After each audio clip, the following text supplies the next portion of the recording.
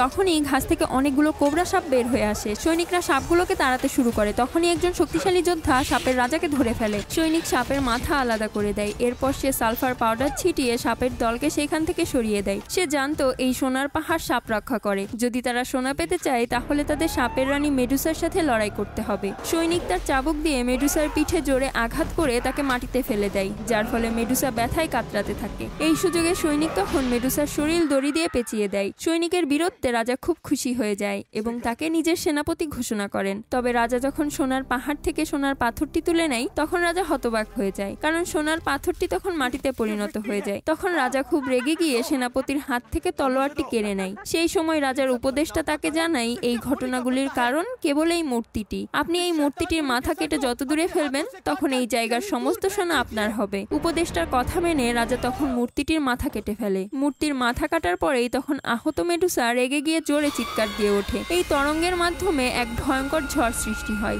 যার ফলে রাজার লোকজন মারা যেতে শুরু করে। তবে সাহসী সৈনিক তার জায়গায় স্থির দাঁড়িয়ে থাকে। তখনই মেডুসা সৈনিকের বুকে তীর ঢুকিয়ে দেয়, কিন্তু প্রতিশোধ হিসেবে লোকটি তখন মেয়েটির পেটে তলোয়ার দিয়ে আঘাত করে। তখন মেডুসার পেট থেকে রক্তের স্রোত বের হয়ে মাটিতে ছড়িয়ে পড়ে। রক্তের স্রোত যতদূর যায় ততদূর সোনায় পরিণত হয়ে যায়। তখন মাটি সোনায় পরিণত হওয়া দেখে রাজা খুব খুশি হয়ে যায়, কিন্তু রাজার সমস্ত সেনা মারা গিয়েছে। পরের পার্টটি দেখার জন্য প্লিজ সাবস্ক্রাইব।